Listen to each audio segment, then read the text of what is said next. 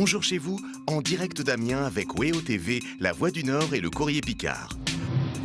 Et le sénateur du jour, c'est donc Olivier Paccaud. Olivier Paccaud, sénateur de l'Oise, rattaché au groupe Les Républicains. Bonjour, merci d'être avec nous ce matin. Et pour vous interroger à mes côtés, j'accueille Jean-Marc Chevauché du Courrier Picard. Bonjour Jean-Marc, merci d'être là. Salut, Olivier Jean. Paccaud, bien sûr. On va commencer en parlant de cette réforme des retraites. On le disait, nouvelle journée de concertation avec les partenaires sociaux et Édouard Philippe cette semaine.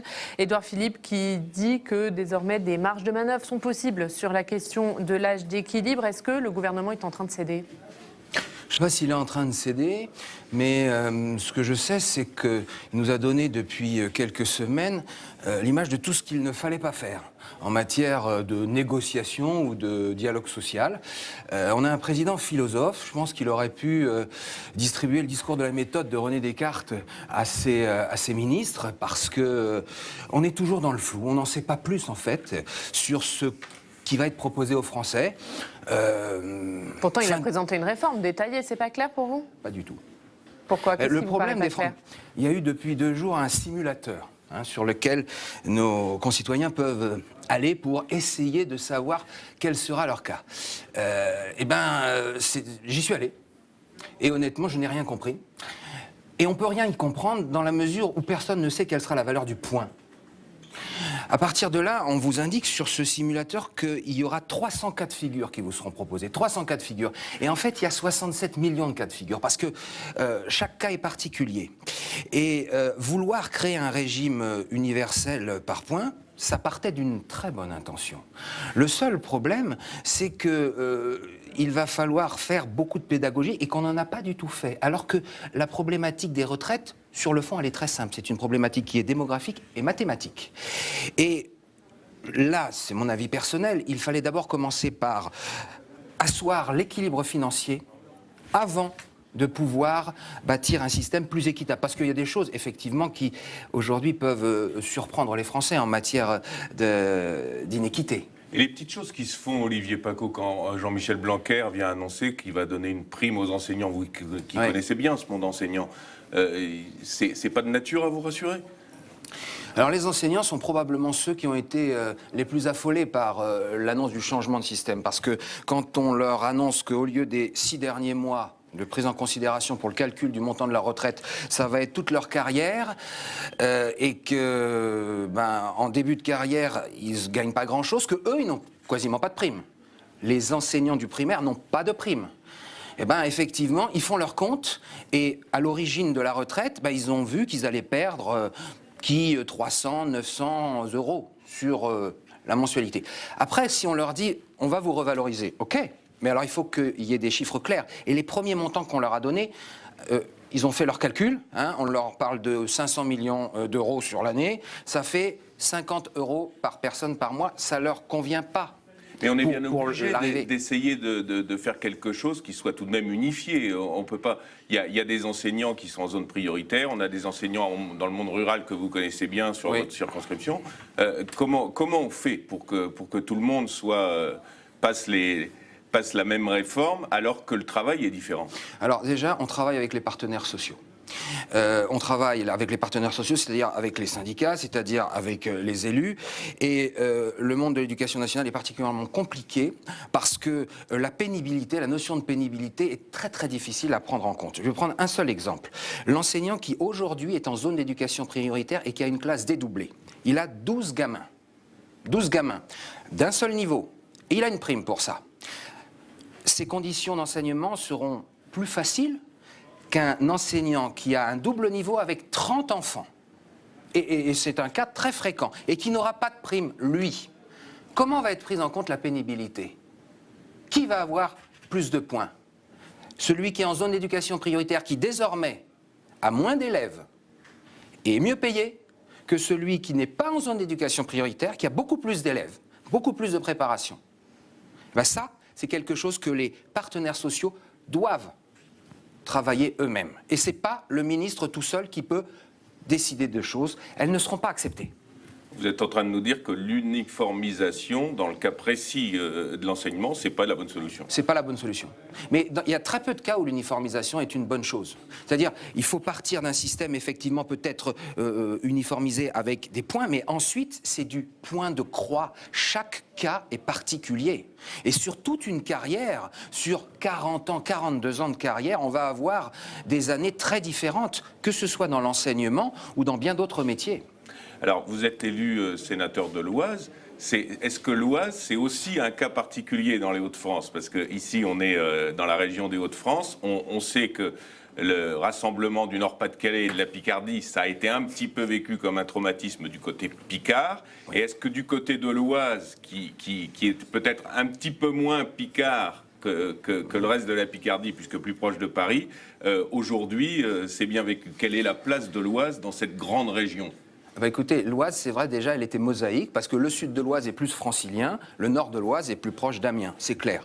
Et effectivement, nous étions attachés à la Picardie. Je fus conseiller régional de Picardie. Et cette grande région, on l'a vu arriver avec beaucoup de scepticisme. Et on a eu la grande peur que l'Oise soit la 5e roue du carrosse des Hauts-de-France.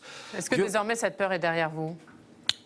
Un petit peu parce qu'on a la chance d'avoir un président qui est très présent sur le terrain, qui vient, moi j'ai eu le plaisir de l'accueillir à Chambly, qui est une des villes les plus au sud de l'Oise, et il a ce souci d'être sur le terrain et de montrer que la région de Lille n'oublie pas le sud de l'Oise. Néanmoins, Lille est très loin. Et la géographie, vous savez, on ne la bouge pas. Les grands pays d'Europe, Madrid est au centre de l'Espagne. Berlin est au centre de l'Allemagne. Généralement, une capitale est au centre d'un territoire. Vous trouverez des exceptions, hein. Mais c'est vrai que cette configuration très particulière, si c'était à refaire, il ne faudrait surtout pas le refaire. Néanmoins, c'est comme ça. Mais la région ou de mettre la capitale à Lille? Qu'est-ce qu'il ne faudrait pas refaire? Non, la région, faudrait.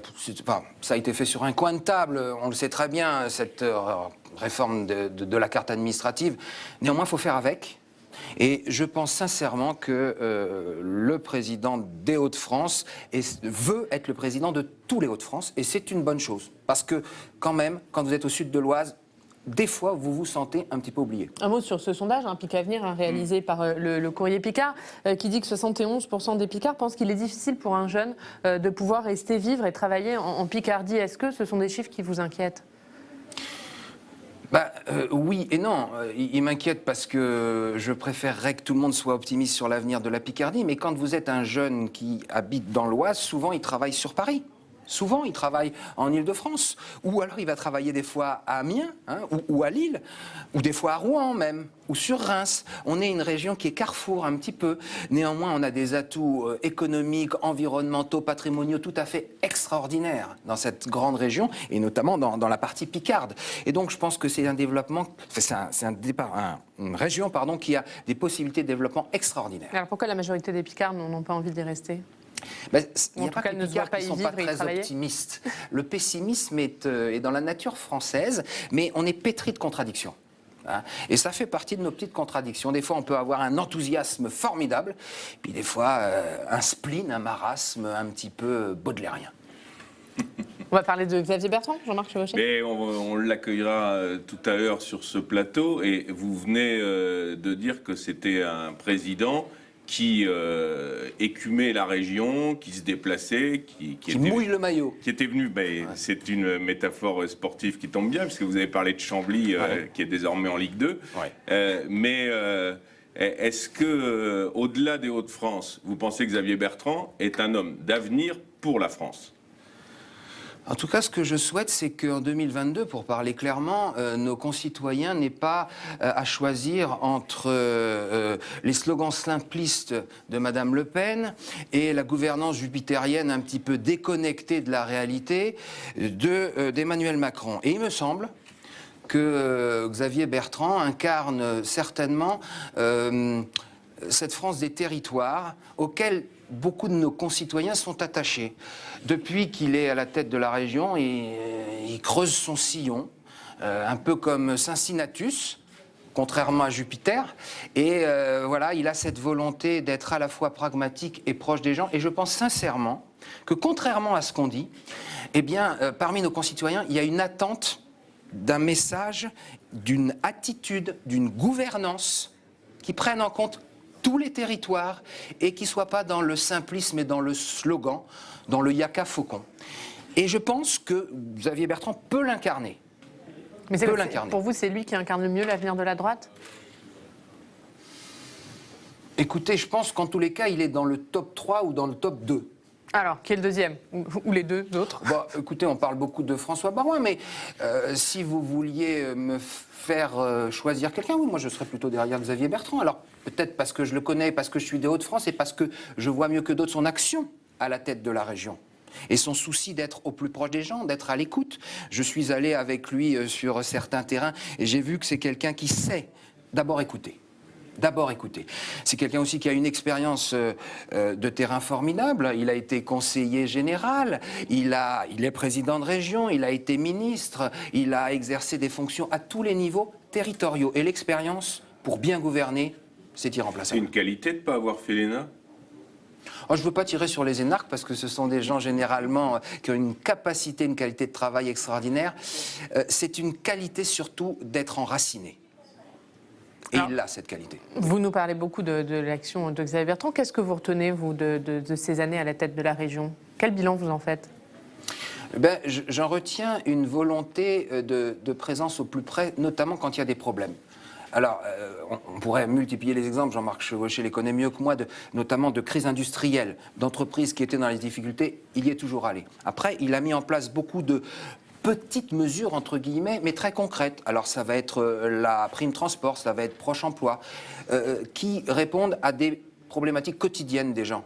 Et vous portez à son crédit la société de projet pour le canal Seine-Nord qui va arriver, bien que Barbara Pompili, dont on parlait sur le plateau tout à l'heure avec Madame Fourret, soit contre. Oui.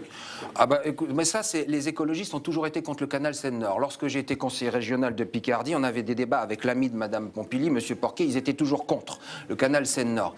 C'est un projet qui aurait dû être national. Dieu merci, la région à ruer dans les brancards et à forcer la main, entre guillemets, du gouvernement. Mais moi, je suis frappé que dans ce pays, il n'y ait plus de ministre de l'aménagement du territoire. Il n'y a plus de ministre d'aménagement. Le mot n'existe plus dans le gouvernement. C'est cohésion des territoires. Il faut aménager le territoire. C'est de niveau national. Heureusement que la région a pris la main. Eh bien, on parlera de ces sujets avec Xavier Bertrand. Merci beaucoup, Olivier Paccaud, d'avoir été avec nous ce matin. Merci, Jean-Marc Chevauché. Et Xavier Bertrand va donc nous rejoindre.